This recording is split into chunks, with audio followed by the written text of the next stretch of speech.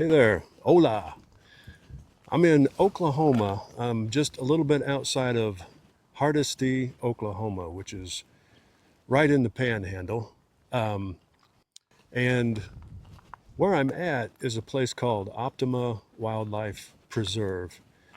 And it started off, it was supposed to be a really nice place, like a recreational place, like a reservoir kind of thing.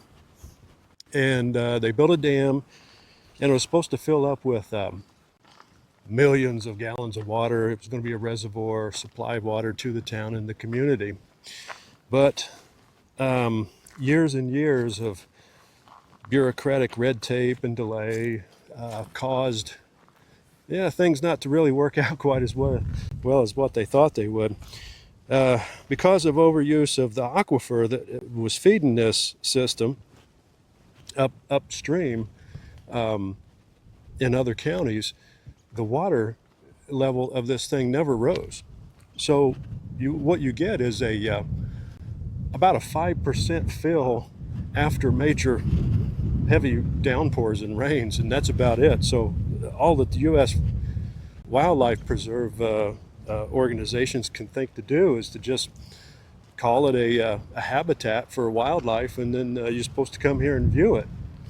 But there really there really isn't anything here to see. There's no migratory animals come because the water's not that great. And all the facilities that were here that were supposed to be for recreational use, camping, hiking, boat ramps, none of it was ever used. So it was like a 30-year project that was just like a complete waste. And now nobody knows really what to do with it. So sometime around like 2012, I think they abandoned the idea of trying to even maintain the roads or maintain the buildings. So the Obama administration basically cut funding and told a Army Corps, to come in here and take out all the facilities that would be anything that would be an environmental hazard as far as plumbing and electricity and stuff. So all the buildings, all the park buildings were destroyed, and the roads quit being maintained. So you can probably see behind me, it's basically just a bunch of nothingness. It's just all grown over. Yeah, it is going back to wildlife, but there's really nothing here to view. I think for the most part, people just come here to probably just shoot off some firearms and do whatever that they want to do. And it never really took off as any sort of major project. Now, we can get up here to an observation, and the wind is just howling like crazy. Where this is located, after you get out of the Wichita area and you start heading west through Kansas and then you come down into Oklahoma, there's very little trees. The land kind of stops and then just gently starts rolling off up and down, undulating. And there's hardly any break for the wind, so there's always a constant breeze. Now this morning it was like about 55 degrees when I woke up and hit the road about 8 o'clock. Right now it's about 89 degrees, something like that. It just instantly shot up. I got my hat on to try to keep some shade on me, and this I usually flip this part around to the back, but being this close to the edge of the drop off, where because this was supposed to be a 100 feet of water or something according to the plan, and the wind will just take this hat right off and I'll never see it again. So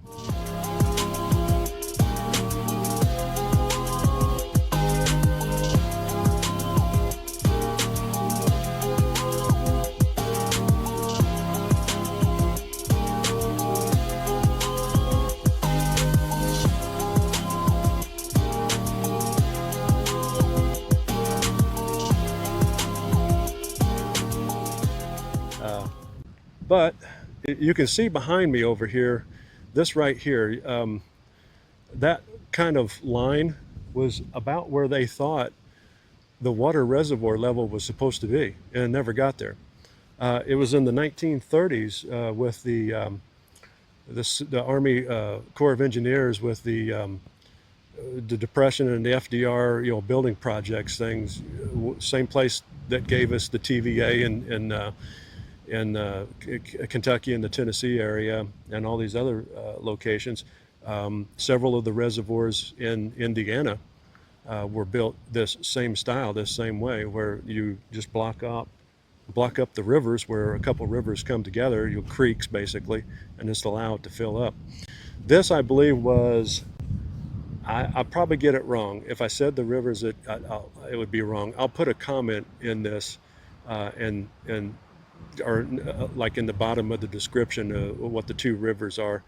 But they come together just upstream from where this dam is at, and the idea was that there'd be enough water flow. It just never got that way. It was in the 1930s that they planned it. It got delayed for like 25 years because of bureaucratic stuff with the local governments, the state governments, and the federal governments trying to figure out how to do this and who was going to take over the land management of it. By the time it did get off the ground in the 1960s, conditions in this part of the region had changed, and a lot of the water usage was taken away in counties further upstream that was doing large-scale agriculture. So the creeks are not actual storm runoff creeks. It's not the weather pattern that feeds those creeks upstreams. They actually are coming from underground aquifers that sort of seep into the low-lying areas of this Kansas, Oklahoma area where the ground just kind of undulating but doesn't really change.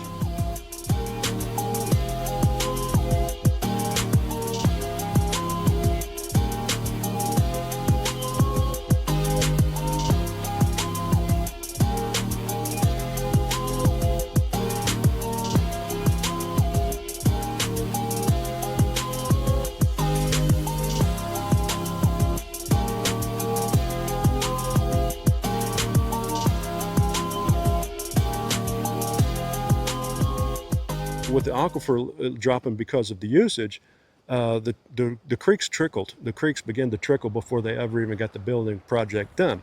But the funding was there, so they went ahead and completed it. I believe they completed it in the 70s, but by that point, there was no water. So they did the best they could to try to keep it managed, I guess. Call it something. But the reality is it was never in use. So this is a fine example of how good planning can really mess things up.